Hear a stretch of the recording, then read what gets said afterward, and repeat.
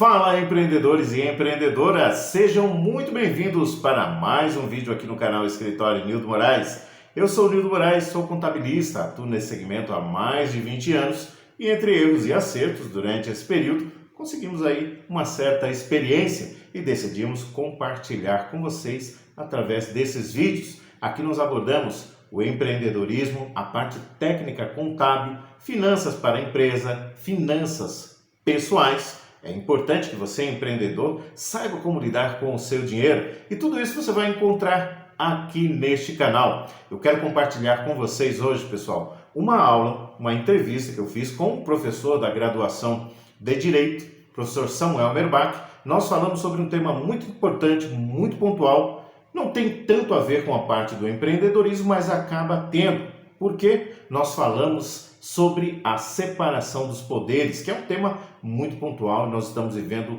uma certa crise nas instituições. E nós abordamos isso nessa live, que eu vou deixar com você. Caso esta seja a sua primeira vez aqui no canal, primeiro contato, já te convido para que você se inscreva no canal. Sempre temos temas muito relevantes e contamos sempre com a sua curtida, com o seu compartilhamento e com a indicação de um tema. Seja muito bem-vindo ao canal Escritório Nildo Moraes e aproveite para obter mais conhecimento. Até o próximo vídeo.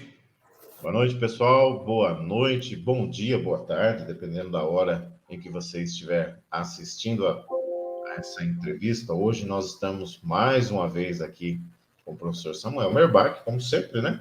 Transferimos a live de ontem para hoje. Boa noite, professor, seja muito bem-vindo. Vamos compartilhar hoje aí um tema muito importante, um tema que cai muito em concursos públicos. Além disso, um tema importante para o cidadão, né? Conhecer sobre como funciona a República Federativa do Brasil, como se é distribuído os poderes que vem aí de um grande pensador, né? Lá do século XVII. Isso. Boa noite, professor Nildo Moraes, como você disse, né? Hoje mais um assunto importante, que é um tema atual, mas cuja origem é bem antiga, remonta à Grécia Antiga, é um tema que cai muito em vestibular, em concursos, né? Sobretudo na área do direito público, né? A tripartição dos poderes, né? Sendo que o pensador aí que ficou muito conhecido, caracterizado foi o Montesquieu, né? Pensador iluminista, teve aí o seu auge no período da Revolução Francesa, né? Sim. Então, Montesquieu, ele propôs a divisão dos três poderes, né? Executivo, legislativo e judiciário. Porém, essa teoria da tripartição dos poderes é uma teoria antiga, né? Desde a antiguidade, vários pensadores já refletiam sobre a questão da organização do poder político, né? Eles buscavam uma forma de equilíbrio em que o poder estivesse nas mãos de um grupo ou de uma única pessoa, né? Por quê? Porque geralmente, quando o poder é muito concentrado, isso dá origem a regimes ditatoriais e ditaduras, ou seja, nada que seja bom para a população, né? Quanto mais for descentralizado o poder, né, melhor é para que a gente venha a ter um Estado democrático, né? E o que hoje a gente diz ainda, Estado democrático, social e de direito, né? Como a gente sabe, foi Aristóteles, o mais renomado discípulo de Platão, que deu aí um contorno, né, que deu uma fundamentação para a separação de funções, né? Quando realizou uma verdadeira investigação, a Constituição do Estado, visando descobrir quais eram as formas de governo e as instituições que seriam capazes para assegurar a felicidade da coletividade, né? Então, a gente sabe, então, que a Aristóteles, na obra A Política, já deu aí, né, os primeiros apontamentos para a teoria da tripartição dos poderes, né? Ou seja, uma teoria antiga, né? E posteriormente, né, a Aristóteles, nós tivemos também, né, o pensador John Locke, que também apontava a necessidade da divisão do poder político, né? Ele vivia na Europa moderna e cujo governo da época em que ele vivia era de origem absolutista, né? Nesse contexto, se verificava a figura de um rei capaz de transformar as vontades em lei e sustentar as mesmas através de justificativas religiosas, né? É a chamada teoria do poder divino, né? O monarca, ele era monarca porque, segundo essa teoria, era a vontade de Deus, né? E por ser um representante de Deus na Terra, ele tinha poder absoluto, podendo, inclusive, mandar, desmandar e matar pessoas ao seu bel prazer, né? Então, tanto Aristóteles como John Locke eram contrários a essas atitudes de força, essas atitudes ditatoriais, né? E mais para frente, né? O Montesquieu, que era um estudioso da Grécia, um estudioso também de Locke, ele pega essas teorias e moderniza no contexto em que ele vivia, que era o contexto da filosofia iluminista, né? Então, no seu livro O Espírito das Leis, o pensador francês busca um meio de reformulação das instituições políticas através da denominada teoria dos três poderes, né? Então, segundo esse pensador, a divisão tripartite poderia findar ou minimizar, né, que se tivesse a constituição de regimes ditatoriais ou absolutistas, né? Então, aqui a trilogia histórica, né, talvez os três pensadores que foram mais importantes. Você debruçaram mais, né, nesse Sim. Né? E que desembocou Buscado. que desembocou nisso que a gente estuda hoje, né? Então, foi através da fundamentação desses teóricos, talvez os mais importantes, né? Que a gente estuda hoje a teoria da tripartição, que propõe a divisão entre os poderes, né? E o que é interessante, né, que o Montesquieu apontava que cada um destes deveriam se equilibrar entre a autonomia e a intervenção nos demais poderes, né? Ou seja, os poderes, eles devem trabalhar de maneira harmônica, porém de uma forma de freios e contrapesos, né? Ou seja, cada um tem suas funções específicas, porém além de ter a fiscalização interna de cada um dos órgãos, tem a fiscalização de outros poderes, né? Sim. Que é aquilo que chama, né, balanço, freios e contrapesos, checks and balances, né, do direito inglês.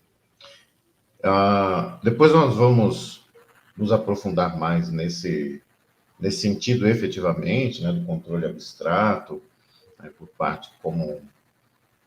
Porque em umas lives anteriores, eu não lembro qual exatamente, onde nós falamos ali, professor, sobre no período do Império, né, que tinha um poder moderador ali, hoje nós não temos esse poder moderador.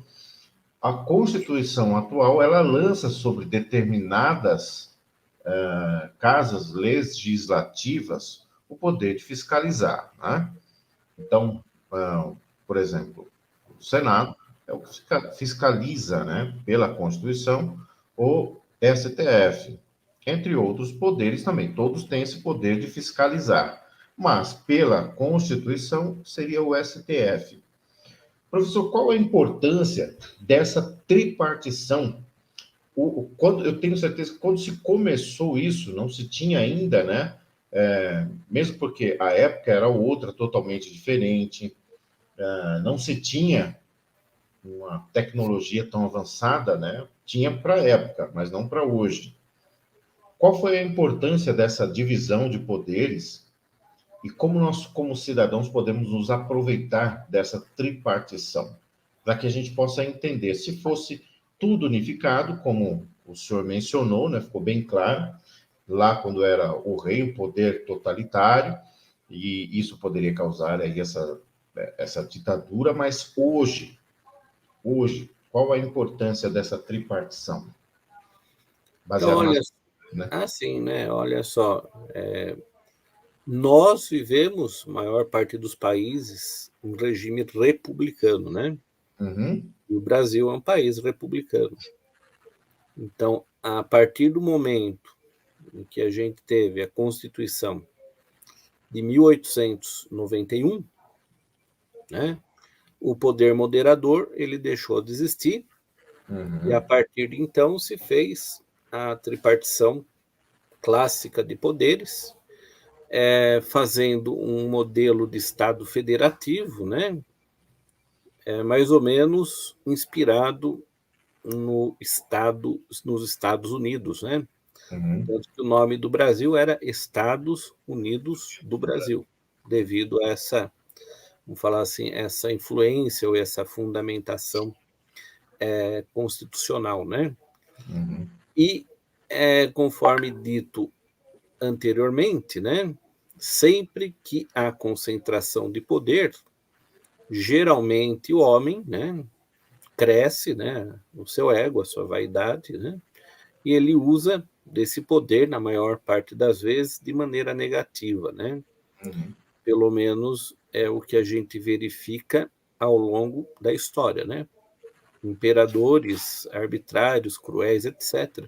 E aquilo que também um outro pensador que nós estudamos anteriormente, o Maquiavel nos ensina, né? uhum. Do poder Exa do... exato, né? O próprio Maquiavel nos Uhum, ensina sobre essa questão, né? Do monarca ou do governante, para ele se manter no poder, muitas vezes ele usa da força, né? uhum. E às vezes uma força desproporcional.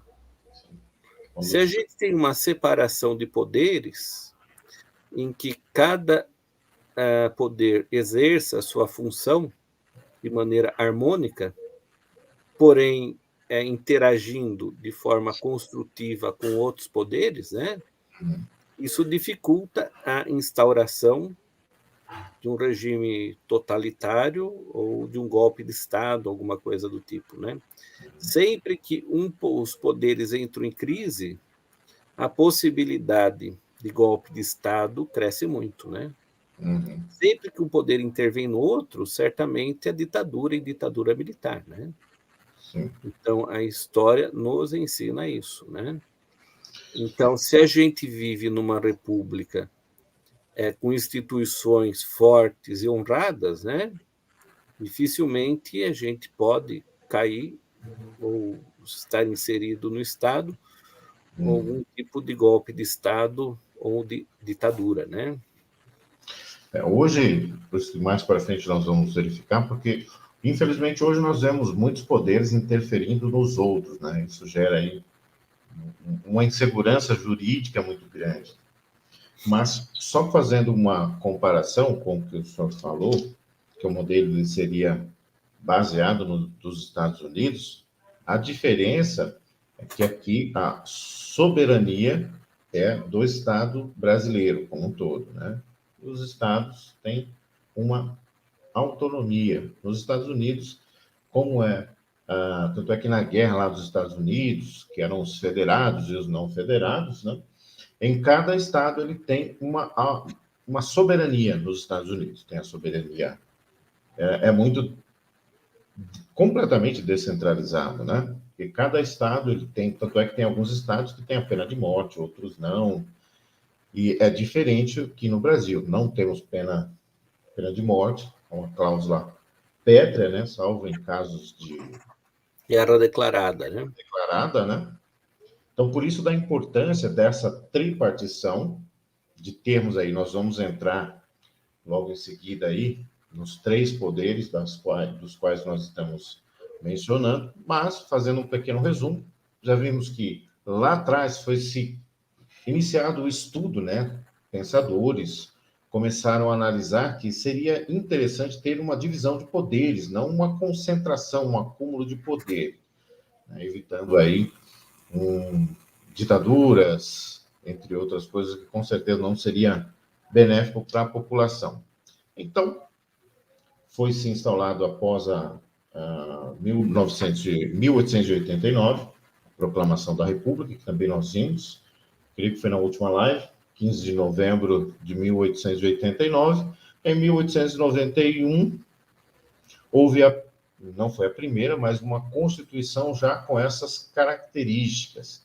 A partir daí, houveram outras constituições até chegarmos na atual, de 1988, e aí nós temos os três poderes bem distintos. Quais são esses três poderes, professor? Bom, a gente sabe o executivo, o legislativo e o judiciário, né? E é sobre eles que a gente vai abordar a partir de agora, né? Perfeito. E o que seria o poder executivo?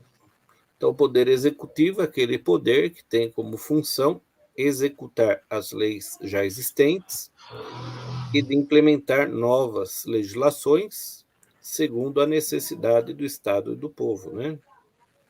O executivo é organizado em três esferas, né? O federal, estadual e municipal. Agora, o que é executar as leis? É administrar. Né? Então, o executivo ele tem como função principal, dentre outras, administrar o Estado, administrar a coisa pública, né? Então, se nós falamos, por exemplo, administração, cidade de Campo Limpo Paulista, a gente está se referindo ao executivo municipal. Por quê? Porque é ele que administra, é ele que vai fazer a gestão da cidade. Os recursos, né? Res pública, coisa pública. E aí, professor, nós passamos então para um outro poder. Nessa figura, só voltando para a gente, ou nós podemos falar sobre os três poderes, depois podemos voltar e falar um pouco mais sobre cada um deles. Professor, como é que ficaria mais? Vamos falar primeiro de maneira genérica, depois a gente aprofunda, né? Vou falar então do legislativo, né? Perfeito. A principal função do legislativo é fazer as leis, né? A atividade legislativa, ele vai fazer as leis, né? E também tem como uma outra função a fiscalização do poder executivo, por exemplo. Depois a gente vai voltar, né? Sim, sim, sim. Estamos só agora aqui, exclusivamente falando sobre uma introdução, poderes, né? Isso. Eu acredito que fica mais fácil para quem assistir a live. Fica mais didático. Né? Fica mais didático. E aí temos, então, o terceiro poder. O judiciário, né? O poder judiciário é ele que vai zelar para que as leis sejam cumpridas, né? Sendo que o poder judiciário, ele é federal e estadual. Não existe no Brasil poder judiciário municipal, conforme a gente vai verificar a posteriori, né? Perfeito. Agora, professor, algumas perguntas para ficar bem assim explicado de forma o mais minuciosa possível dentro do tempo que nós temos, né? Existem poderes, competências que elas são privativas, competências que elas podem ser delegadas e tem competências concorrentes. Na Constituição Federal, o texto é muito taxativo, compete privativamente, um desses poderes, tal função. Mas, por exemplo, o legislativo, ele cria as leis. O executivo pode propor uma lei, não criar, mas propor uma lei? Olha só, o executivo, ele tem poder normativo, como, por exemplo, um decreto executivo, uma medida provisória, né? Através de lei delegada, pode ser delegado ao presidente que ele faça a lei sobre um determinado assunto, né? Então, embora não seja a função do executivo normatizar, né? Normatizar, estamos falando em normas, né? Porque medida provisória não é lei, né? Nem decreto é lei, é norma jurídica. Ele pode normatizar, né? Perfeito. Em regra, a gente está falando em regra, né? Sim, sim, sim, sim. Então, por exemplo, o presidente da República, ele pode fazer uma medida provisória, Sim. que é uma espécie normativa, Tem prazo em determinados aspectos, Uhum. pode ser transformada em lei. Perfeito. Então, olha só, então a tripartição dos poderes, a separação, ela não é absoluta, né? Mas esse é um outro assunto, né? Ah, não, sim.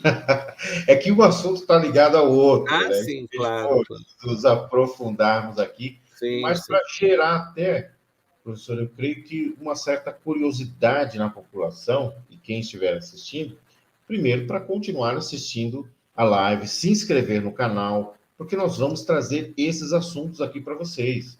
Nós Não vamos esquecer de deixar o dedão lá, o like para nós não também. deixar de compartilhar também. Isso é muito Compartilhar nas redes sociais, né? Pessoal, olha só, esses assuntos, embora sejam assuntos assim que você possa pensar, eu não quero nem saber disso, isso é muito importante. Por quê? Mesmo que você não goste da política, como nós falamos, então se você não tem nenhum interesse, você vai ser governado por pessoas que gostam. E tem pessoas que gostam muito e fizeram disso a sua profissão. Eles vivem disso, vivem para se perpetuar. Politicamente falando, né, no poder, já que ele não pode ter o poder absoluto, ele tem o poder ali naquele nicho. Me refiro a não tem, né? Só, aliás, desde 94, se não me engano, quando houve a reeleição, professor. A reeleição ela foi aprovada no governo do FHC, né? Sim, foi em 94, né? É por aí, acho que é 94, 95, é mais ou menos por aí, né? Porque antes não tinha. Não, antes não tinha. A Constituição de 88, né? Ela foi alterada, né? Do governo do Fernando Henrique, isso eu lembro muito bem, que eu até acompanhei no dia, assisti no dia, né? A sessão, né? Que teve essa aprovação. E a partir de então foi permitida a reeleição no poder executivo. O Né? que não. Bom, isso é um tema para uma outra live. Mas o que eu me referi a isso é que por que não haveria? Exatamente para ver essa alternância de poderes, né? Para que ninguém tivesse um poder concentrado que pudesse ser perpetuado e que aí causar certas tiranias. Mas, voltando para um resumo, para ficar bem didático, para você gravar bem isso. Existe a tripartição, executivo, legislativo e judiciário. Na esfera municipal, só tem o executivo e o legislativo, representado por quem?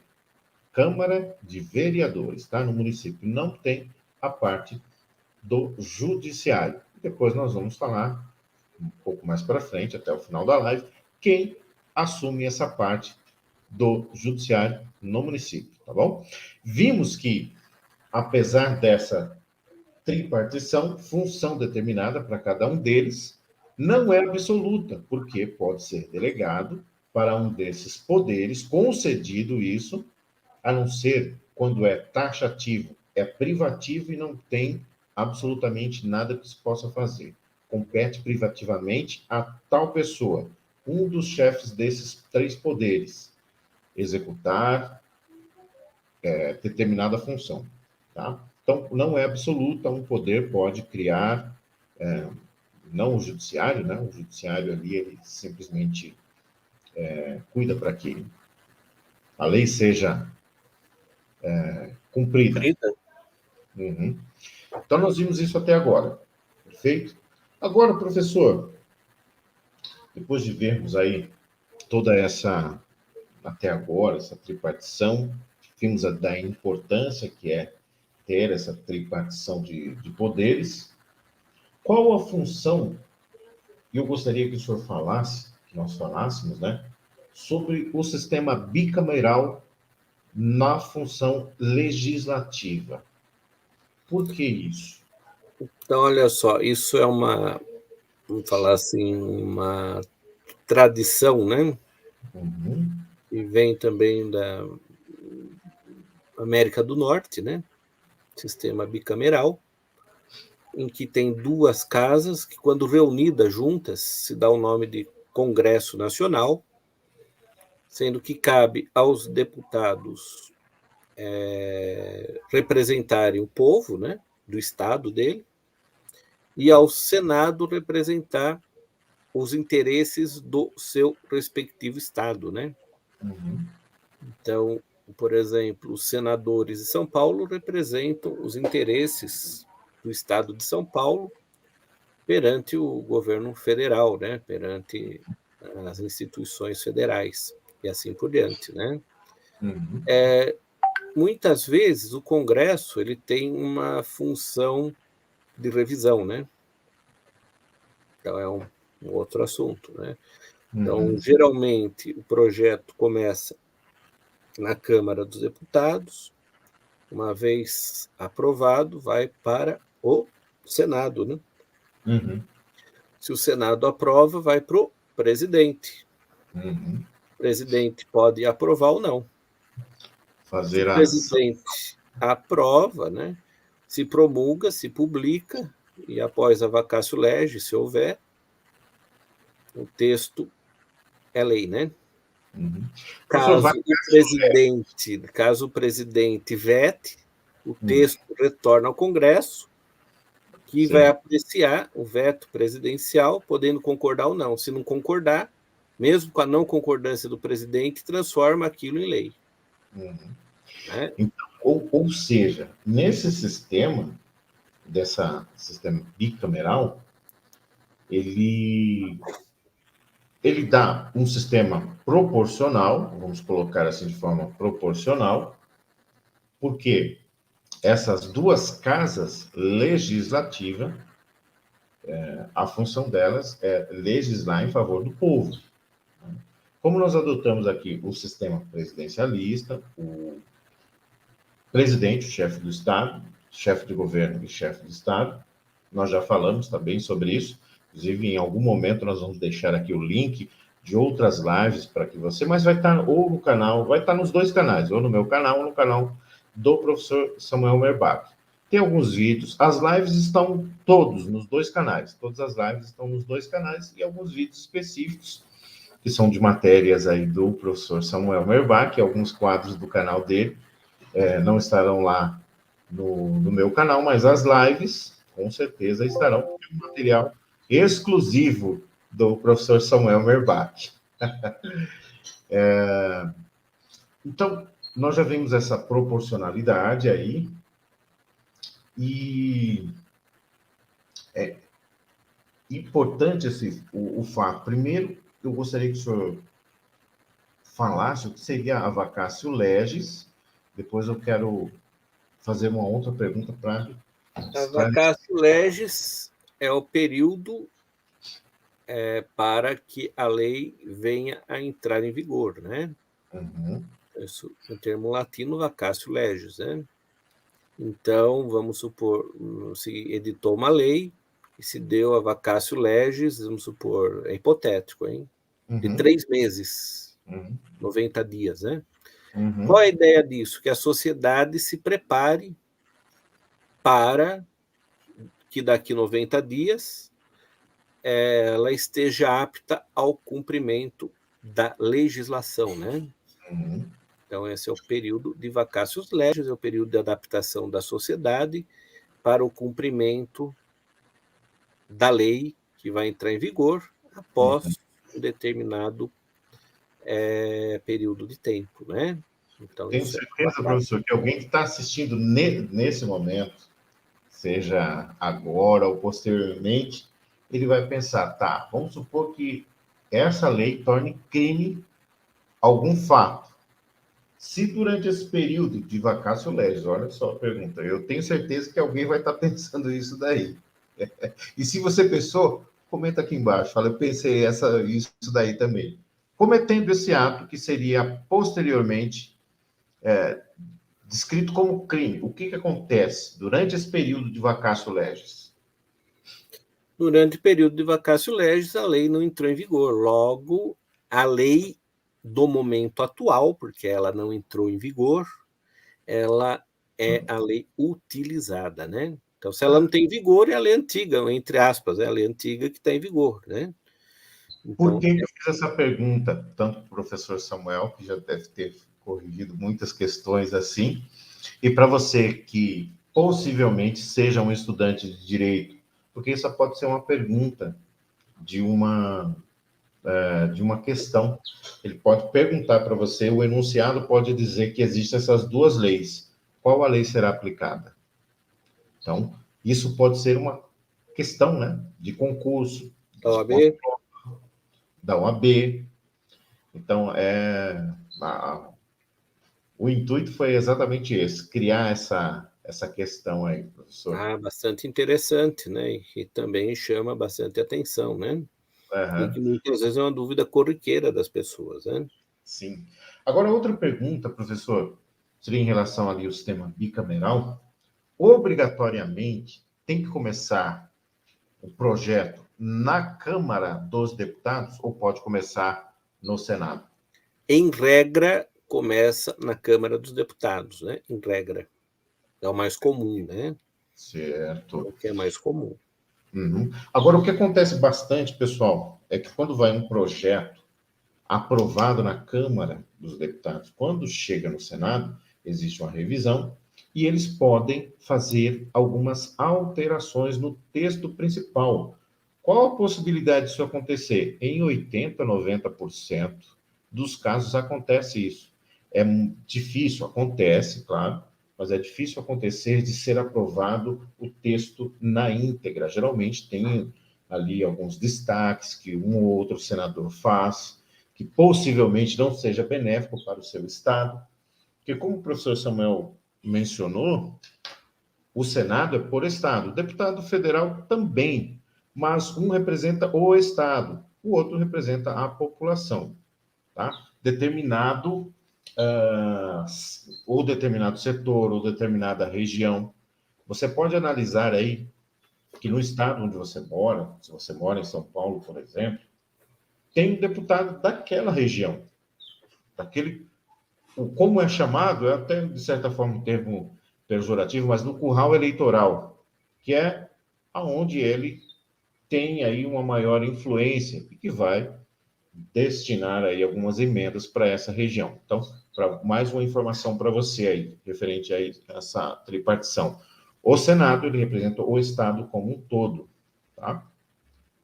E o deputado, claro, representa também o Estado, mas aí mais uma população. Então, pode ser aí que haja aí uma revisão, uma alteração no texto base, e aí volta para a Câmara novamente, para fazer uma nova votação, e por isso da importância dessas duas câmaras, né? E desse, quando se unem, o Congresso Nacional. Quem se torna o presidente do Congresso Nacional quando se unem as duas câmaras, professor? Aí a gente tem o presidente do Legislativo, né? Uhum. E seria na pessoa de quem? Da Câmara, né? Dos Deputados, né? Sim. Aí seria o presidente do Senado, né? Sim, sim, Quando Senado, se Senado. une Isso mesmo. as duas câmaras ali, né? Seria o presidente do Senado. Agora, professor, eu gostaria de falar dentro dessa linha que nós estamos falando, e só uma coisa, eu não marquei pergunta nenhuma com o professor Samuel Merbach, tá? Não foi nada assim combinado, eu vou fazer essa pergunta, aqui é para a gente passar mesmo a informação. E também porque eu sei toda a experiência do professor Samuel Merbach. Obrigado, obrigado. Eu não entendi, professor, perdão. Obrigado, né, pelas palavras, né? Mas é uma pergunta assim de pode ser que caia na prova, e que seria, pergunta simples, linha sucessória nesses poderes aí, professor. Presidencialismo e o vice-presidente já está muito bem caracterizado. Mas depois desses dois, quem seria na linha sucessória, não tendo aí o presidente, o vice-presidente, quem seria o próximo? Então, aí, primeiramente, vai se passar pelo Poder Legislativo, né? Uhum. E depois pelo presidente do Supremo Tribunal Federal, né? Sim. Então, essa é a sequência, Perfeito, né? pessoal. Alguém poderia estar pensando em fazer essa pergunta. Mas vamos lá, professor. O que nós podemos fazer mais agora, destrinchando um pouco mais sobre o poder executivo? Olha só, o Poder Executivo, ele divide-se em três: federal, estadual e municipal, né? Ao tomar posse no comando do Poder Executivo Federal, o presidente da República, ele se compromete a cumprir a Constituição Federal, observar as leis, promover o bem geral do povo, né? E manter a independência do país, né? Embora o Poder Executivo faça executar as leis elaboradas pelo Poder Legislativo, o presidente da República pode iniciar o processo legislativo, né? A Constituição permite que ele adote medidas provisórias, né? Em caso de relevância e urgência, propõe emendas à Constituição, projeto de lei complementar ordinária ou ainda leis delegadas, né? Da mesma forma que lhe atribui o direito de rejeitar ou sancionar matérias já aprovadas pelo Legislativo, né? Entre outras funções do presidente da República estão de nomear ministros, né? Que são auxiliares na administração do país, executar orçamento formulado anualmente em conjunto com o Congresso Nacional, que é composto pela Câmara dos Deputados e Senado Federal, administrar recursos do país, é o chefe das Forças Armadas, né? Dentre outras funções, né? Sim, sim. Então, E aí aí, estão essas, para quem quiser, tá? Verificar. Então, artigo 84 da Constituição Federal, tá, pessoal? Artigo 84. Deixa eu colocar aqui no chat. CF/88. Ali tem de forma taxativa as competências privativas do chefe do Estado, tá? Essas aí que o professor vem mencionado, né? Nomear e exonerar ministros de estados, tá? Professor, por favor. então, também a gente tem a questão, né, do executivo estadual, né? A competência de governador é definida pelo artigo 47 da Constituição Estadual, respeitados os princípios da Constituição Federal, né? E segundo o esquema do Executivo da União. Para auxiliá-lo em sua administração, o governador conta com os secretários de Estado, que são de sua livre nomeação e exoneração. O número de secretários varia de estado para cada estado e suas atribuições correspondem, no âmbito estadual, às dos ministros de Estado, né? Então, a gente tem, no âmbito federal, o ministro da Saúde, no âmbito estadual, nós temos o secretário estadual de Saúde, assim por diante, né? São competências do governador, além de outras previstas pela Constituição, representar o Estado nas suas relações jurídicas, políticas, administrativas, exercer, sancionar, promulgar e fazer publicar leis, bem como no prazo nelas estabelecidos, né? Expedir decretos, regulamentos, dentre outras atividades, né? Perfeito. Professor, eu coloquei aqui no chat Hum. o artigo 62, né? Em caso de relevância e urgência, o presidente da República poderá adotar medidas provisórias, que é o que nós já havíamos mencionado, né? Com força de lei, devendo submetê-las de imediato ao Congresso Nacional. Tá? Artigo 62 da Constituição Federal. Então, como o professor leu aí, mencionou, nós temos aí a competência, né? O Poder Executivo Federal, nós já falamos, o professor falou agora sobre a estadual, provavelmente agora falando sobre a municipal. E também o municipal, né? Como a gente sabe, é o município onde a gente está mais presente, né? E o executivo municipal é exercido pelo prefeito de cada município, que é auxiliado pelo vice-prefeito e pelos secretários municipais, né? Segundo a Constituição de 88, cada município é autônomo, sendo responsável pela própria organização, administração e arrecadação de tributos, né? Aos prefeitos cabe a administração dos serviços públicos municipais nas suas diversas áreas, como saúde, educação, transporte e assim por diante, né? Então, pessoal, se vocês analisarem aí... Sendo, né, que cada município tem uma lei orgânica, né, que é a lei fundamental. Seria a Constituição Federal do município. Uhum. Então, se vocês analisarem, pessoal, cada esfera do Poder Executivo, eles têm presidente, tem o vice-presidente, governador, o vice-governador e o prefeito, o vice-prefeito. E eles são assessorados pelos seus ministros, né? Tá? Em cada um desses poderes, em cada uma dessas esferas, eles vão ter ali um pequeno congresso, digamos assim. No governo federal, lá em cima, tem a Câmara dos Deputados e dos Senadores. Tá? No estado, tem a Assembleia Legislativa, os deputados estaduais.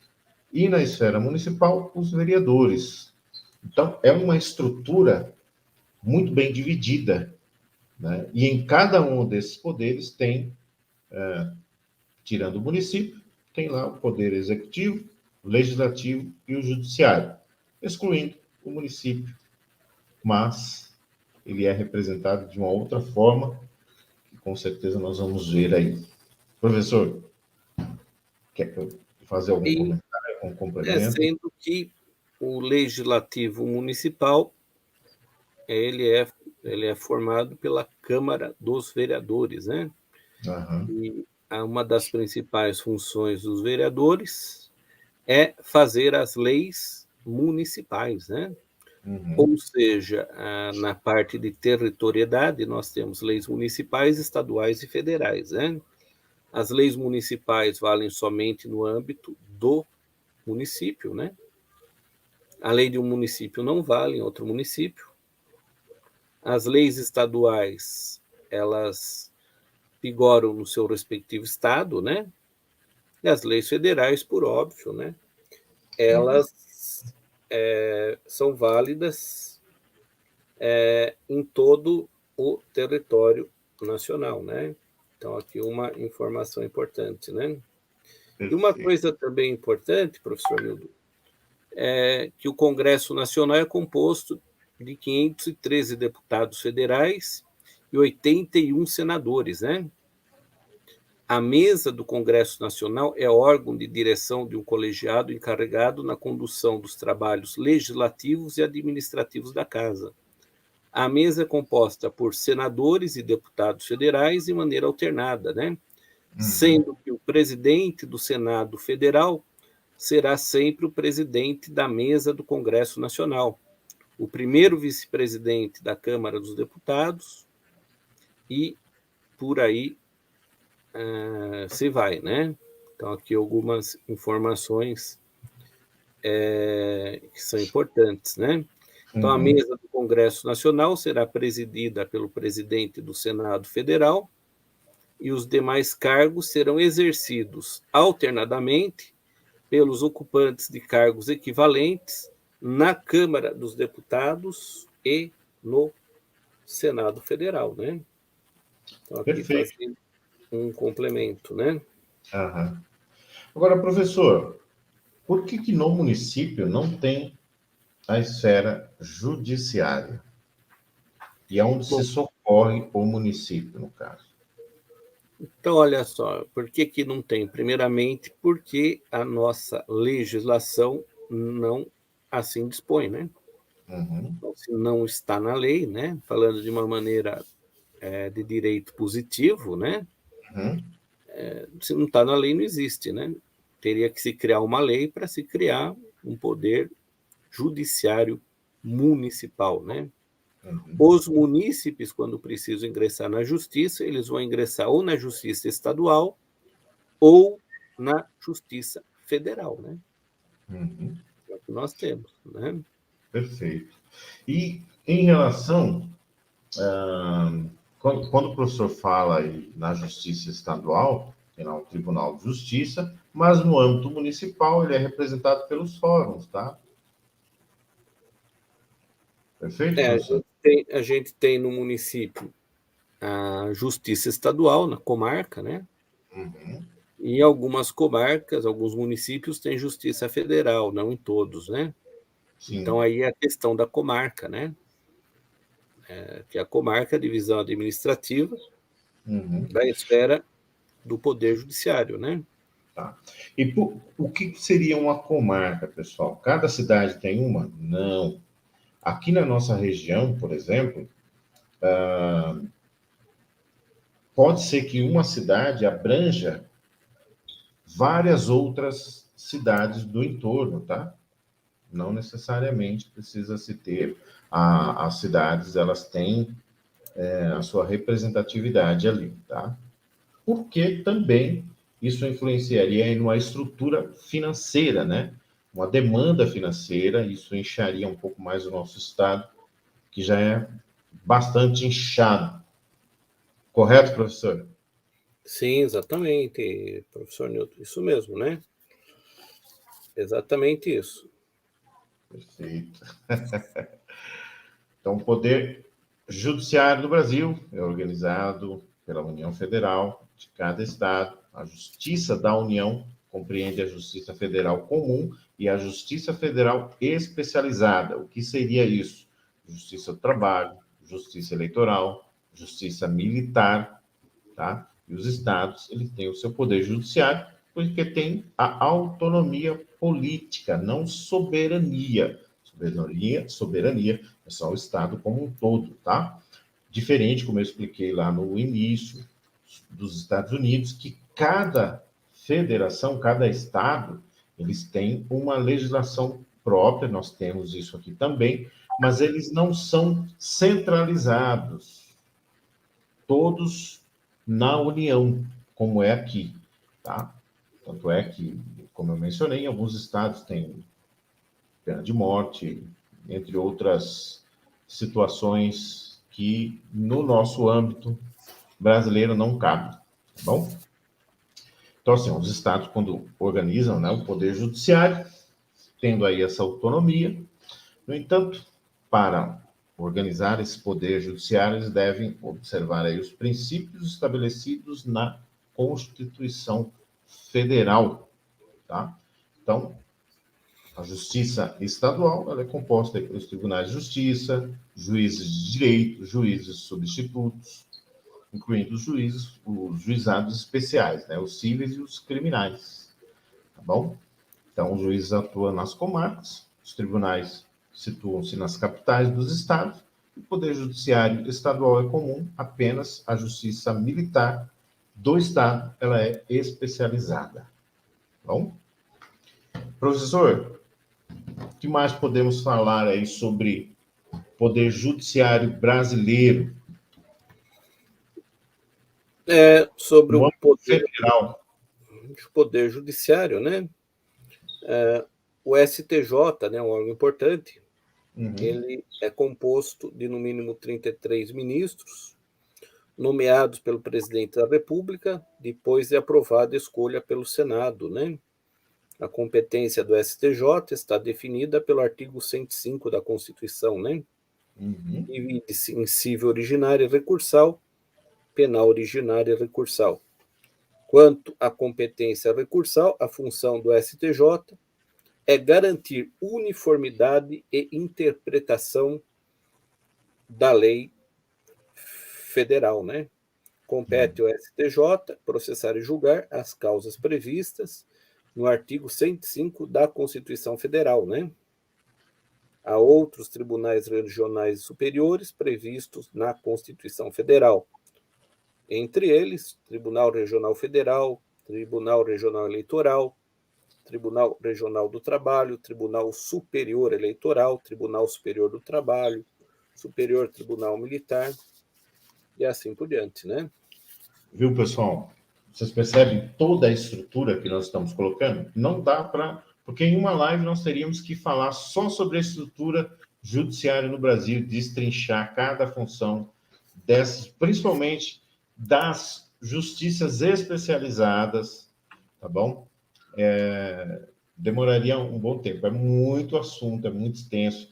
E é um tema multidisciplinar, porque nas justiças envolveriam outros setores, por exemplo, só nessas três aí, nessas que nós temos aí das comarcas cíveis e criminais, envolve aí direito civil, direito penal, direito eleitoral, direito do trabalho, e aí tem TRT, TST, tá bom? Tem Tribunal Regional, Tribunal Superior do Trabalho. Então, a estrutura judiciária do Brasil, ela é bem extensa, tá? Então, não teríamos como mencionar. Mas, vocês, ao escolher, assim, determinada matéria, se aprofundem nessa matéria, tá? Se vocês querem aí se aprofundar no direito do trabalho, vão buscar aí também o Supremo Tribunal Federal, né?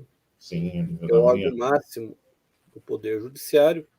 Uhum. Sua função é de guardião da Constituição Federal. Ele é formado por 11 ministros, nomeados pelo presidente da República, depois é aprovada a escolha pelo Senado, né? Uhum. A competência está definida no artigo 102 da Constituição Federal, né? Perfeito. Agora, nós não vamos entrar aí em relação a escolhas, mas assim, professor,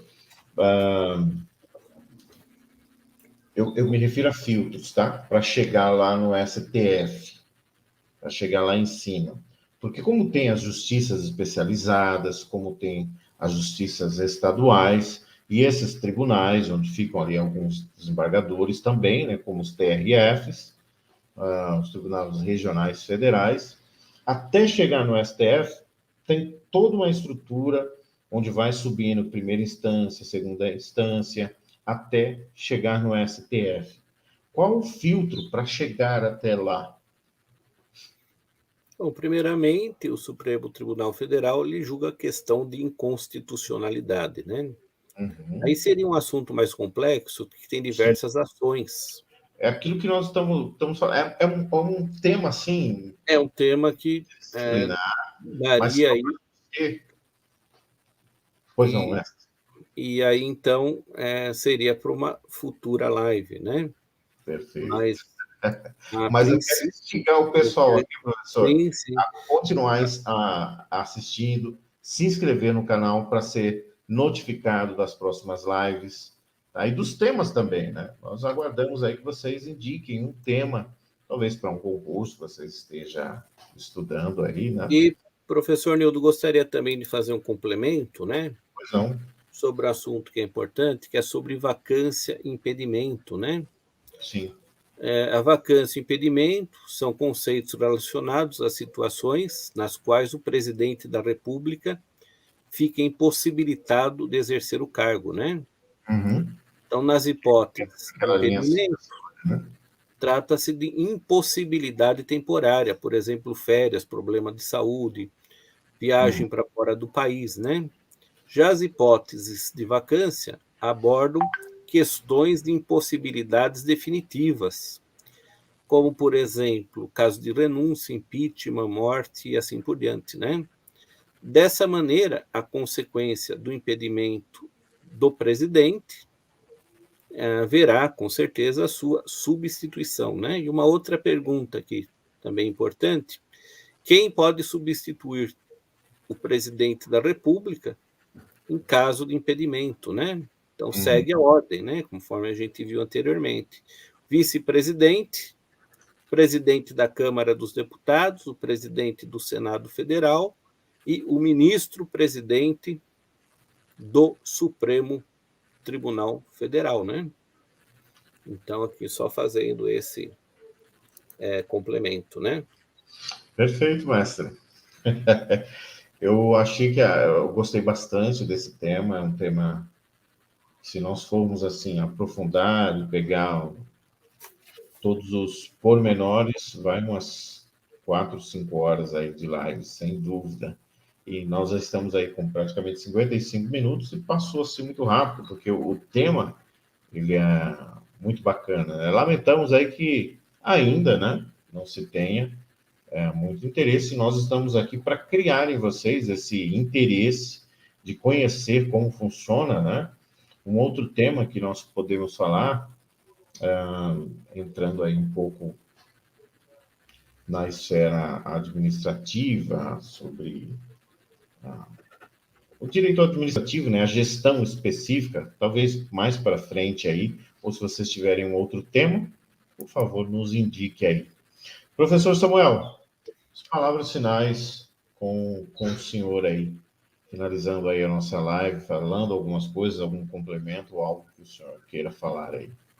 Então, o que é importante a gente se ater, né?